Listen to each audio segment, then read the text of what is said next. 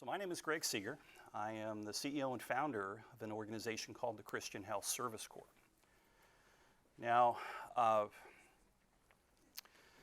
we are only about 13 years old, but over the last year, we provided, or I want to say we supported care to about 650,000 people around the world. And I want to say we've done that because we've sought different models of healthcare in healthcare missions.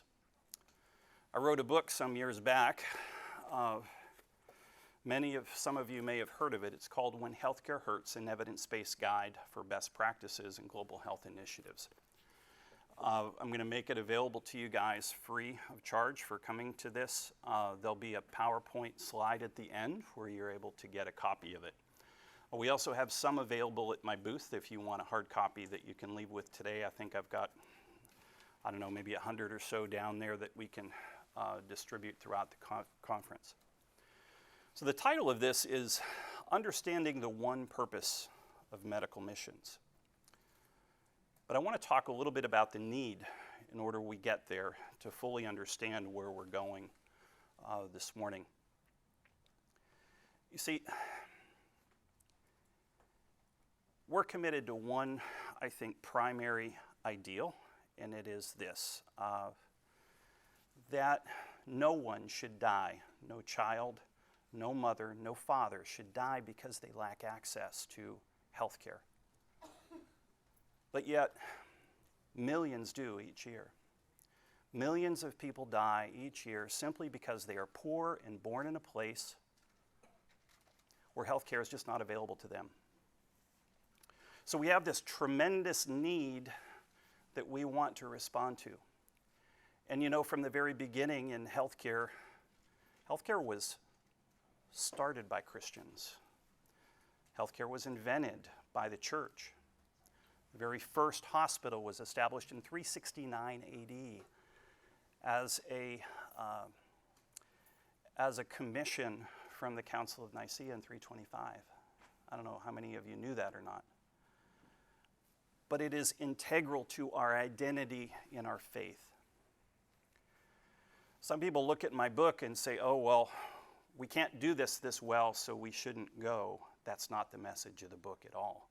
The message of the book is we need to think, how do we really respond to what I think is a healthcare crisis? The doctor on the screen is Dr. Brittany Grayson. She's my poster doctor this year. She's just very photogenic. She serves at Kijabe. She's a pediatric surgeon who is training other surgeons there. But that's just one model that I want to share with you guys, is how do we bring up the next generation of healthcare professionals in the places where we work? And how do we think through even short-term strategies that build capacity of Christian healthcare around the world? See, I'm going to share a little bit about the need that I think is worth sharing, but I'm going to start by having some of my team, and this group is in Zambia. I don't know if you guys know Dr. Kemp Brantley. He serves with us there in Zambia. In 2014, he was airlifted out of Liberia and brought back to the United States with Ebola. But they returned to the field with us 4 years ago now, I believe. But I want to have them share a little bit, and then we'll talk through some of the needs globally. And then I want to look at some of the mission hospitals.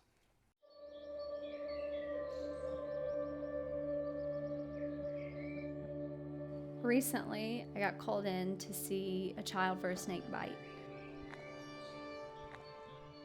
This little girl was 8 years old.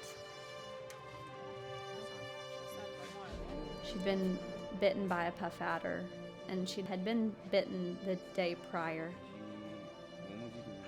And I found out that this 8-year-old little girl with swelling all the way up to her shoulder from this snake bite on her hand, her and her father didn't have money for transport, but they had walked to the hospital from Lebofu, which is very, very far away. It's one of the furthest places that we hear about patients coming from. Movement helps reduce swelling, both elevation and movement. And I just had one of those moments where I almost started crying because just thinking about how far she had walked.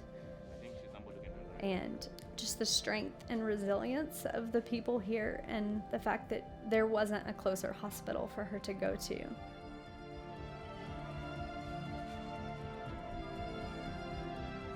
There are a lot of challenges in missionary medicine. We practice with limited resources, limited diagnostic capabilities. Sometimes we know the treatment a patient needs and we don't have access to it, but we're taking care of people who have tremendous medical needs and who travel very far to access medical care. People come to you at their very worst. We're able to show them the love of Christ. We're able to show them that they are worthy of love. Over and over again, Jesus calls us to love, and that's what I want my life to be about.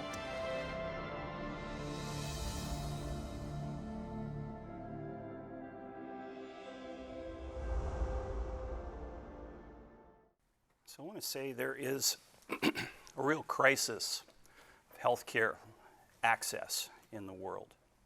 Half of the world's population has no access to essential healthcare. Half of the world. I believe that makes lack of access to healthcare one of humanity's greatest issues right now. But I also believe this is a solvable problem. We know today how to make healthcare accessible to every single person in the world. We just need to have the will and the compassion to do that. It may mean that we have to sacrifice sometimes, that we have to move and live in hard places to care for those in need. But we can do this.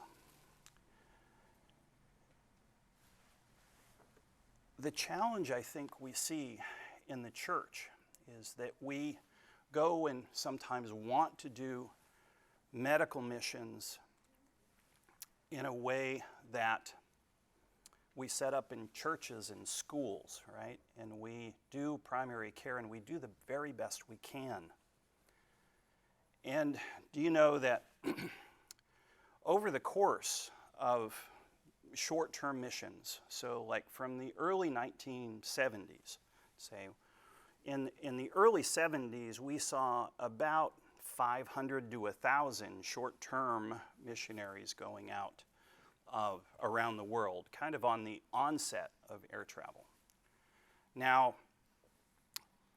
fast forwarding that to today, that number is about 4 million people going from North America on some kind of short-term mission experience. Now, that could be building a church or a school or painting a school or all of the things that we do service-wise in the church, right? So we can factor in about 10% of that being medical volunteers, and we come to a number of about 250 to 500,000 people per year that go and serve in a volunteer capacity in some place around the world. The challenge is there's only about 1,500 full-time medical missionaries serving around the world. That's not a very big number. And the challenge is these two communities often don't talk to each other.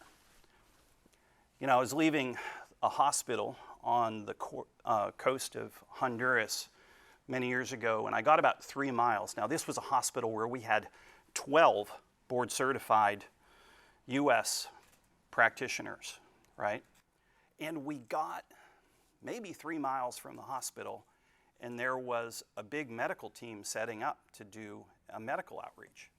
So, of course, I got out of the car and said, "Hey, how you doing?" I wanted to introduce myself, and I was just curious, what communication have you had with the hospital down the road?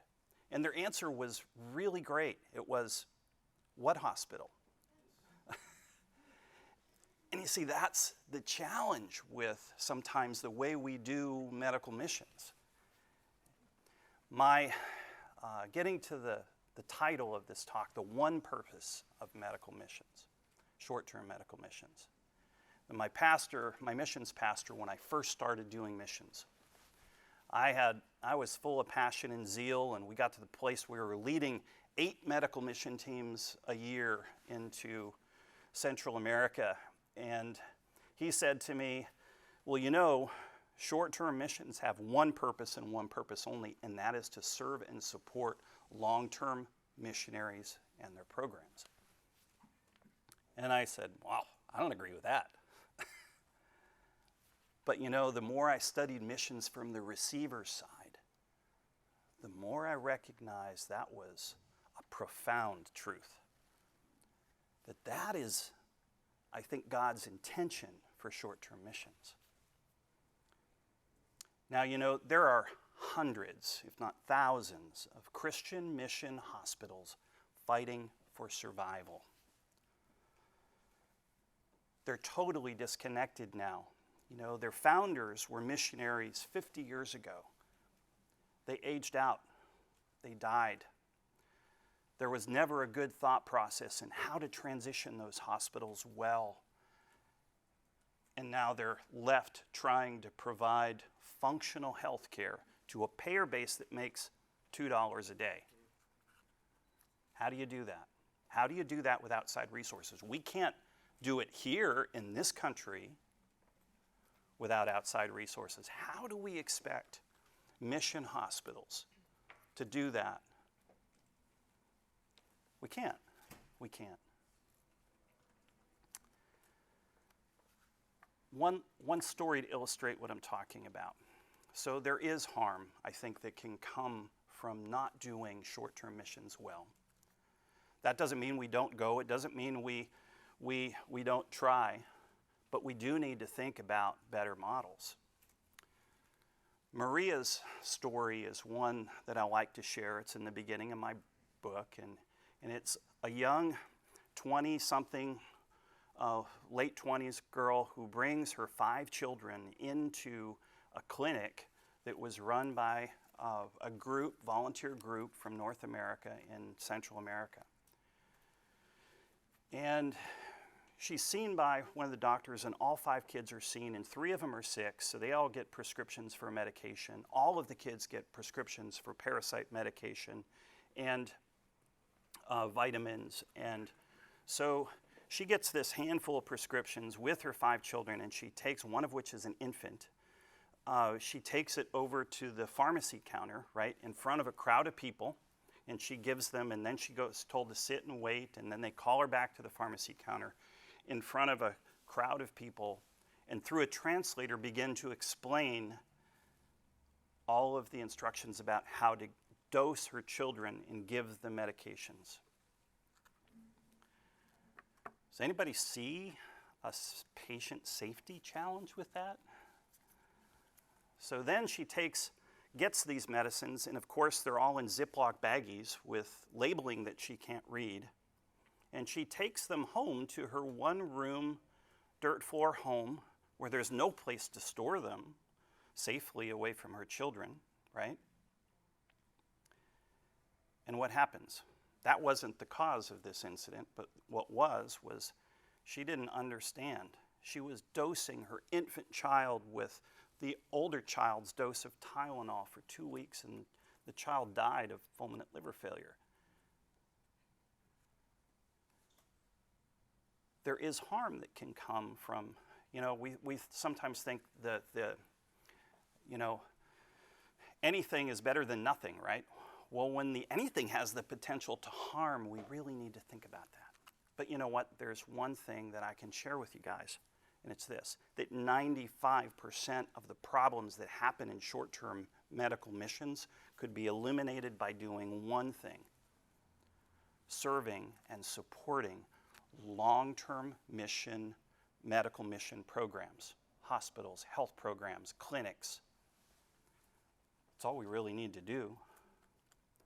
And that's how we come to a place where we can actually begin to solve this problem of half the world not having access to care. Because then we can begin to think of strategies on how do we build capacity? How do we bring in specialty surgeons to train young doctors and ones that are already training?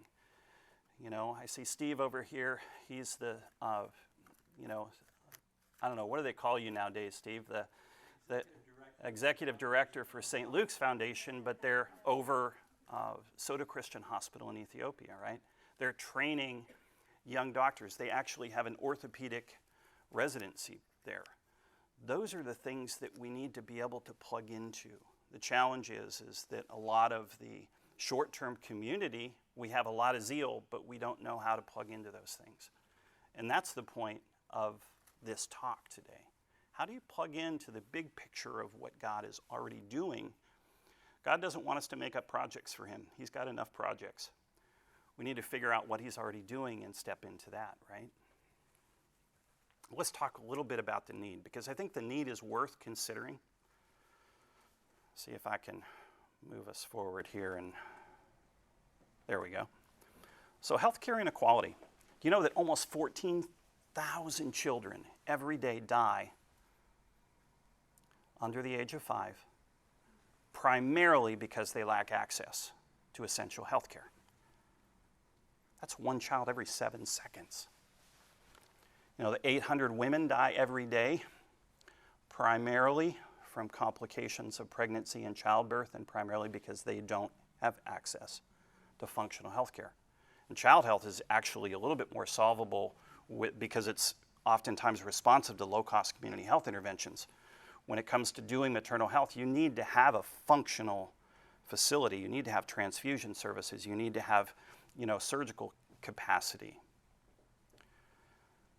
But we have, as a church, the ability to build capacity in these areas, to come alongside the church hospitals. Most of the hospitals that we support are church-run hospitals, or they are at least Christian nonprofit-run hospitals. One maternal death every 2 minutes, primarily from lack of access to health care. There's also another 200 women each day that are left with obstetric fistula. When it comes to surgical care, in low and middle income countries, 9 out of 10 people cannot access basic surgical care. 9 out of 10. That results in the death of 16.9 million people each year. You know that 93% of sub-Saharan Africa has no access to surgical care. So this is a huge need. And we have 500,000 people willing to go and care for the poor each year. We can do more, and we can do it better by supporting those programs that are out there working full time.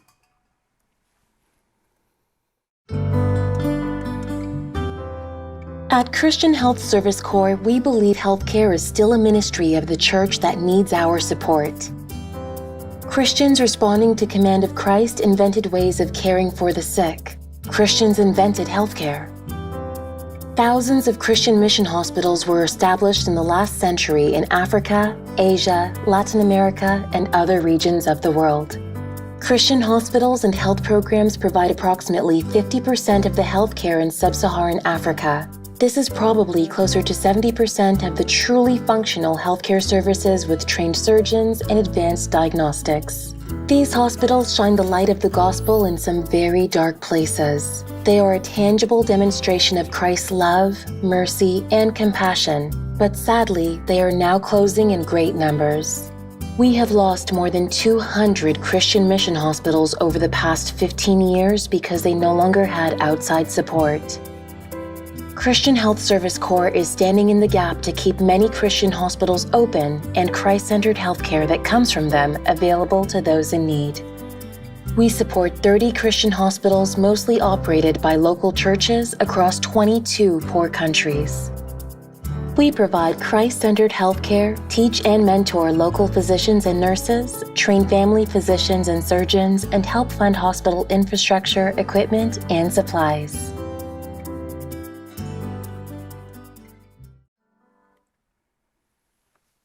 So let me show you that. Say, we're actually the only mission that specializes in sending healthcare professionals as long-term career missionaries. We also do have opportunities for short-term opportunities to plug in to support mostly our long-term folks, because we believe in that principle that it's short-term missions are really meant to serve and support long-term programs. But I would just encourage you to think about, how do we plug in wherever you're working? If you're working in short-term missions, how do we plug into long-term hospitals, mission programs, where you could really lend something to what they're doing in one way or another? One of the things that we do is try to find funding for different projects and programs that the hospitals are doing.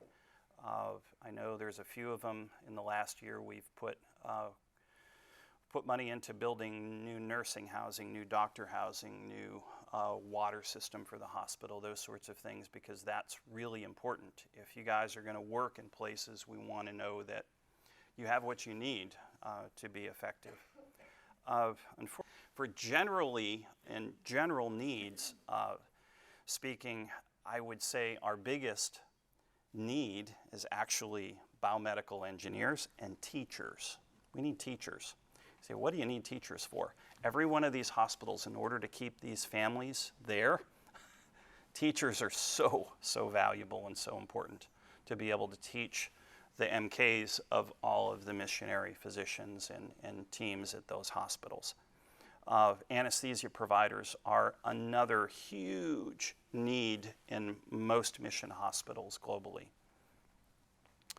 Midwives, OBGYNs, or family medicine trained with OB training, those are probably huge needs. So some of the things that we do a lot of family medicine education. So we work, and our folks serve as faculty in family medicine, residencies, and also surgical residencies. So there's opportunities to plug in, if you're a surgeon or a physician, to plug into even faculty level on a short term, which is, and bring a new outside perspective sometimes. Pediatricians, hospital administrators, that's one you probably don't hear a lot, but it is an enormous need in all of these hospitals. PAs, NPs, nurses, physical therapists. We have, in OT even, there's needs for pretty much every healthcare profession out there in many of these church-run hospitals. So let me start, I just want to cover some of the needs and share a little bit about some of these hospitals. Most of these are places that I've been, and I can speak into a little bit about the culture there. If you see some place you're interested in serving, just let me know.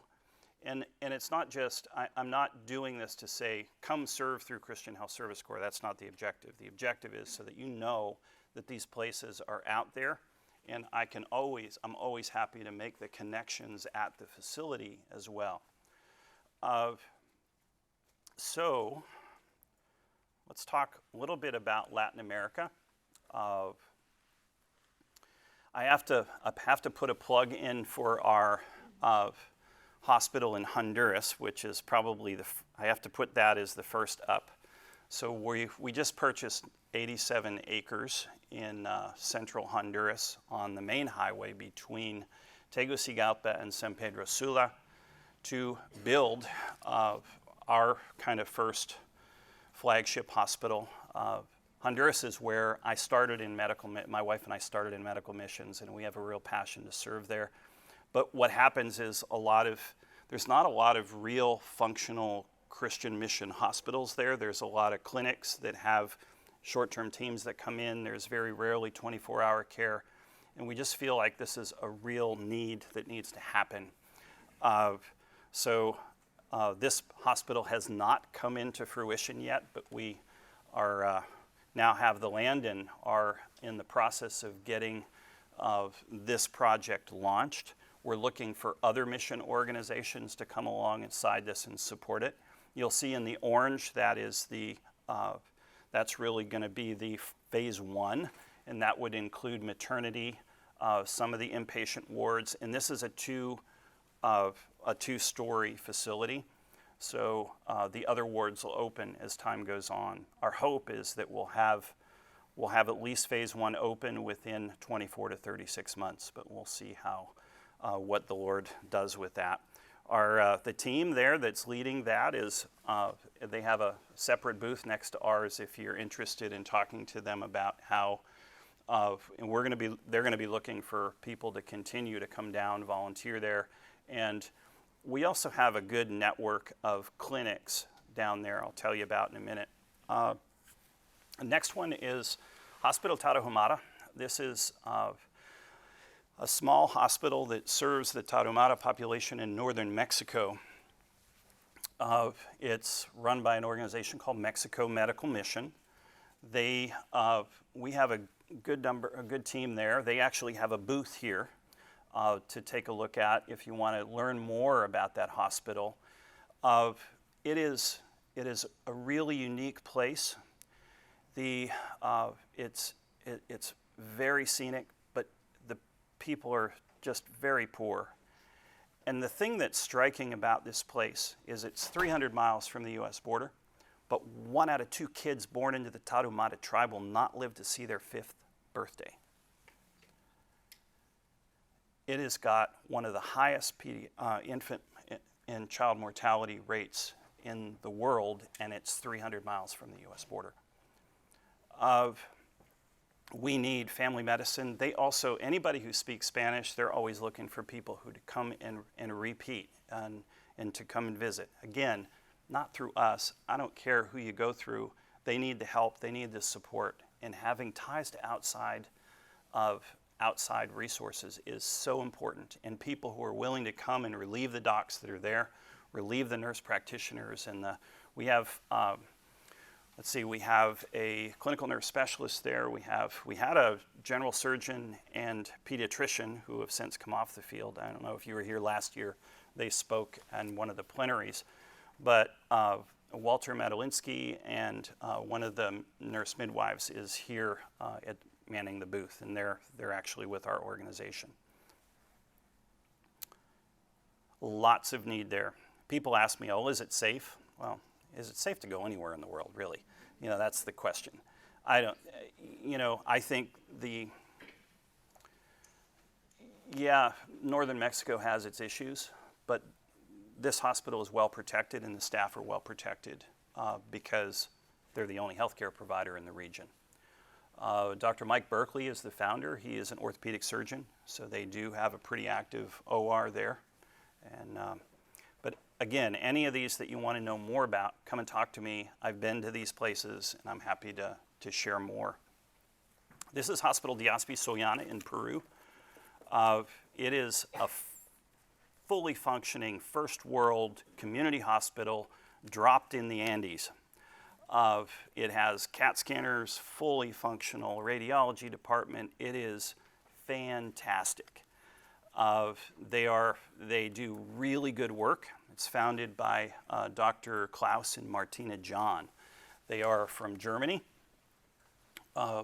He is general surgery and she is pediatrics and pediatric intensive care.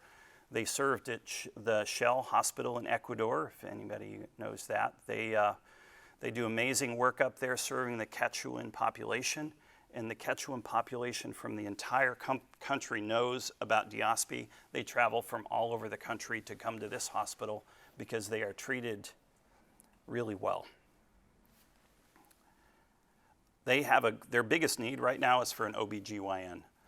So if you know anybody who is interested in serving Latin America, they really are looking, they need that for some government, to meet some government requirements, and their OBGYN just left to go to Europe. It's a little different of a mission station in that it's primarily European, and so North Americans takes a little adjustment. They also have a school here, so it's really kind of a nice place for a family to serve.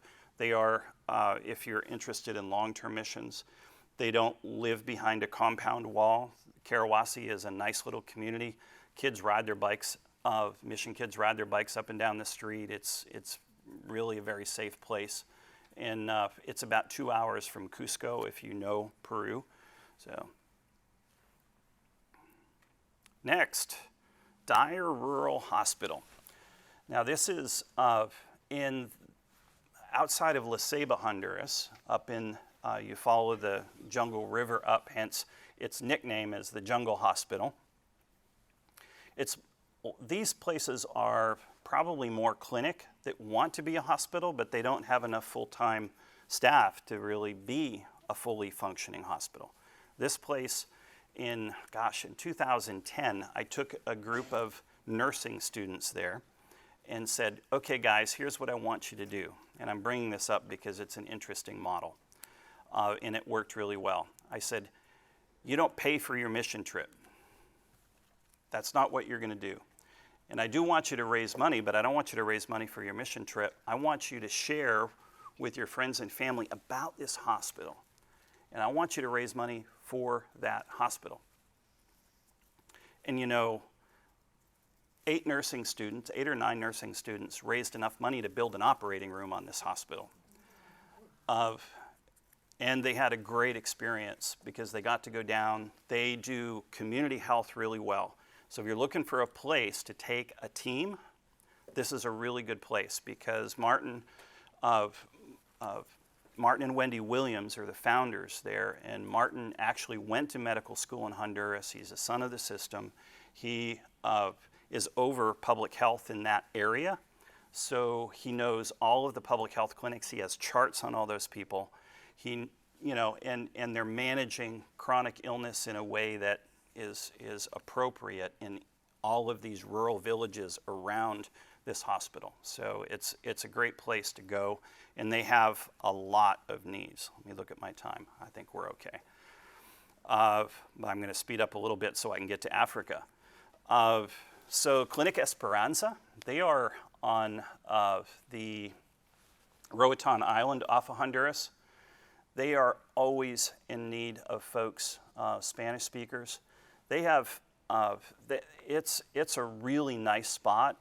I've been hoping that we would find a retired doc who might want to do like 3 months there a year and just go back, because they have social service candidates that come in from the Honduran medical system. So it's a great opportunity to really input into to young Honduran doctors. And it's a great clinic, it's fully functioning, but they really need staff and they need help. Next one is La Mosquitia, Honduras. This is, I don't know if you're familiar with Honduras, but this is about as remote gets in Central America. It is, there is no interconnecting road system with either Nicaragua or Honduras. And there's this little clinic out there called Rus Rus. It used to be a functioning hospital.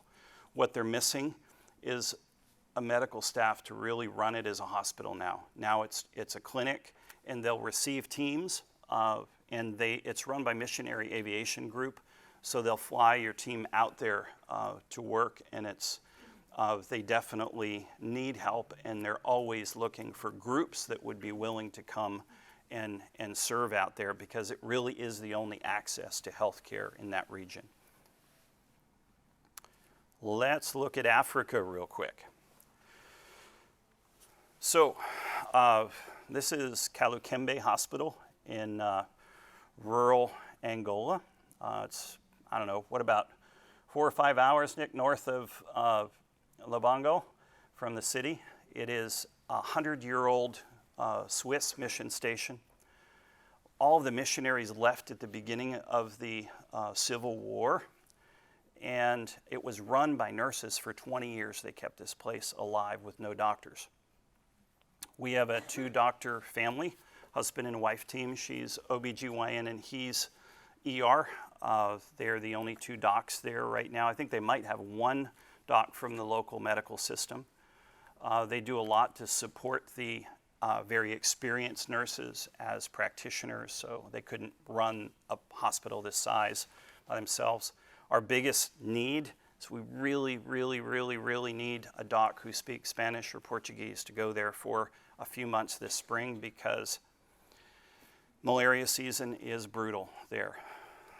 This hospital, we lose about 400 kids a year under the age of 5.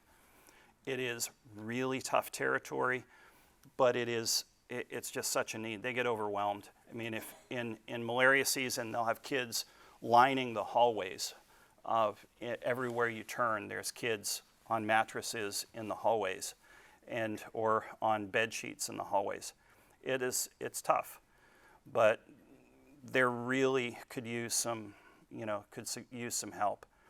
We have brand new doctor housing there, so we're looking for a long-term physician or physicians to go there. Brand new nursing housing. We just broke ground on a new maternity waiting home, because in Angola the maternal death rate is just crazy high, and in this region it's even higher. I would say, I'm trying to recall the statistics, but according to USAID, it's like 600 per 100,000 live births in this region, which is, to give you an idea, in the Sustainable Development Goal 3, the goal is 70 per 100,000 live births, right? So, or to get it below 70. So they're at like 600. So we're really working and have been working hard to create a systemic or a larger scale strategic response to that problem there in Angola. So I'm going to buzz through some more of these.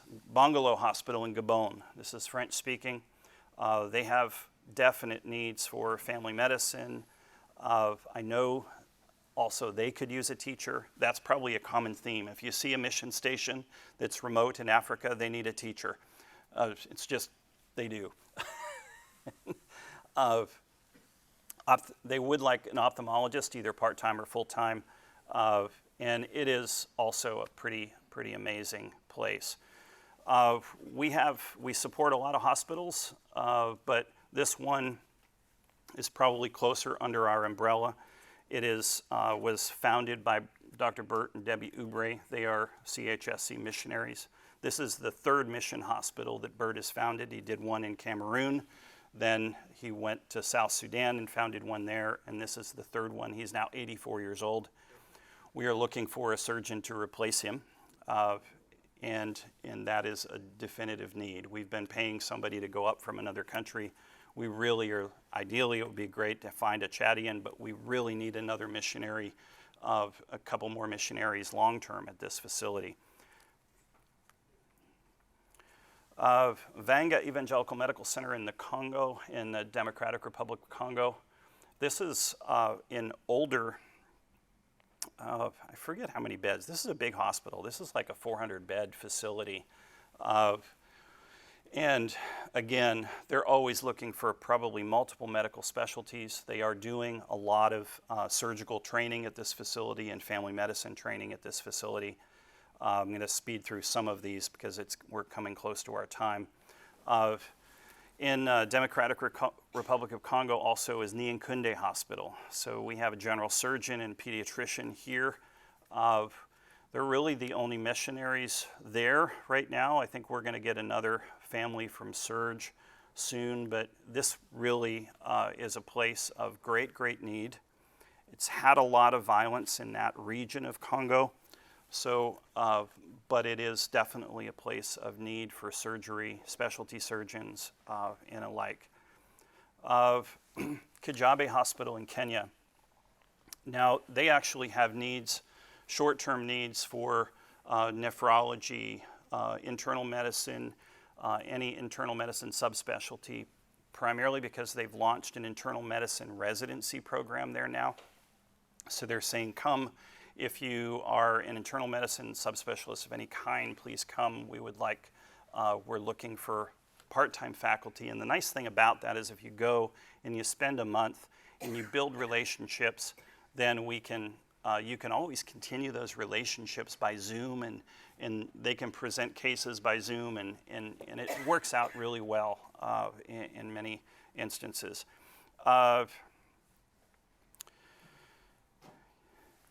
we'll move forward so I can get through some of the rest of these. Kapsawar Hospital is also in Kenya, and these are English speaking, and they're always looking for short-term volunteers as well as long-term missionaries. Our biggest need at Kapsawar is a family medicine doc, and ideally family medicine with OB. But if family medicine would be great. We have our long-term family medicine doctor there, who is kind of the glue of this mission station. I think their family, she got long COVID while serving there in the midst of COVID, and she hasn't been able to go back up to altitude. This is about 7,000 feet. So Mukingi Hospital in Zambia, that is where the video from the very first that we showed is from. They need a teacher. They need a hospital administrator, anesthesia providers, family medicine, general surgery, nurses, PAs, nurse practitioners. You get the idea. All of these places are looking for long-term. A good number of them are looking for, will be willing to host you short-term if you have what they need at the time. Soto Christian Hospital, they are looking for teachers. They need a hospital administrator, is that right? Family medicine, another orthopedic surgeon to supplement what they're doing in the ortho residency, a dentist, a pathologist. That's an unusual request, I gotta give you that. They have, this is really a beautiful place, and we have a team there, a growing team. That's Dr. Michelle Yates, who's there with us. She's amazing. They've been there for, what, 11 years now, or 12 years? Yeah, so they've passed the decade mark there, and that's Dr. Beth Stubing. She's a trauma surgeon with us at Nkoma Hospital in Malawi. Nkoma is another place that is really good about receiving short-term volunteers. They need family medicine, pediatricians, ICU nurses. They just opened a real surgical ICU there, so that's a place. In fact, we've got a surgical ICU nurse there right now serving for a month. Some other regions, North Africa, Central Asia, other regions that would be considered closed to the gospel. Come and talk to me if you're interested in those regions. We do have some work in those regions. A lot of what we're doing right now is family medicine training in those sites. Asia, we also have spots in Asia. I'm just going to touch on a couple of them. Cambodia, Hebron Medical Center in Phnom Penh. They need surgeons of all specialty, ICU nurses, and nursing faculty. They teach in English there. So they have a great nursing school, and they're always looking for nursing faculty. Even if you could only give them one semester, they would be probably ecstatic to have you. Mercy Medical Center, also in Cambodia. They have needs of a general surgeon. They're specifically looking for an interim surgical OR nurse or surgical tech, somebody who could come for 3 to 6 months and help train up their staff in the OR. And of course, family medicine, they have a really well-functioning family medicine residency program, and they're training family medicine residents.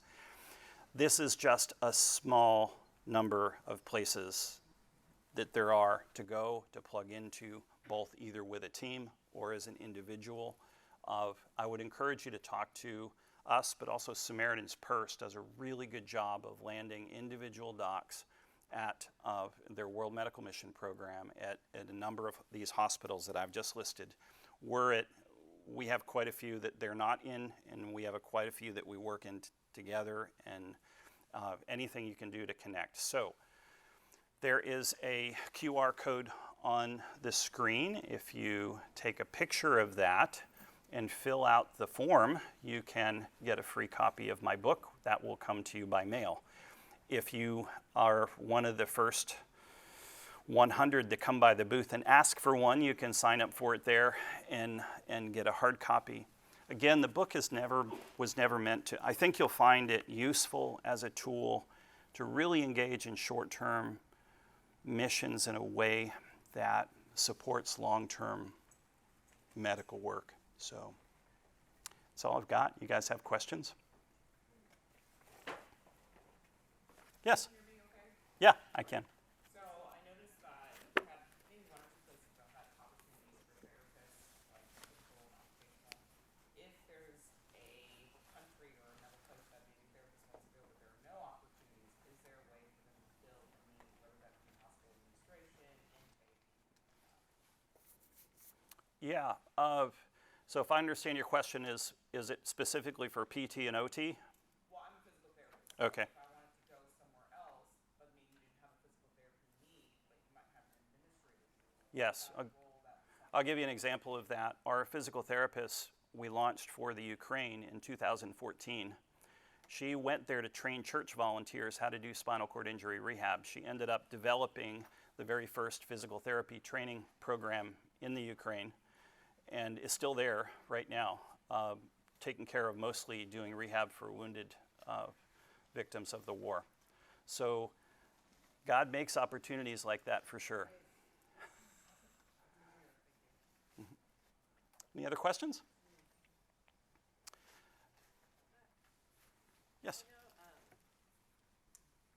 lot of times bringing in a short-term team to these places creates burden on the people receiving them. It does. So if they're already busy and overstretched, how is that balanced? Do they have somebody else there that's managing the teams, or how do they? It really depends on the place. Some places are like, oh, no, not another team. We can't handle it. But there are some places that do it really well, and it's a matter of just connecting with those. I have a pretty good list I could share with you of places that I think, are really excited about having teams. There are some that they are way too overworked to deal with a group, but there are both out there. And I think I have a small list, not a huge one, but the ones that really love to have teams I can share with you. Okay. Well, thank you guys. It was fun to chat with you. I hope this was helpful and informative.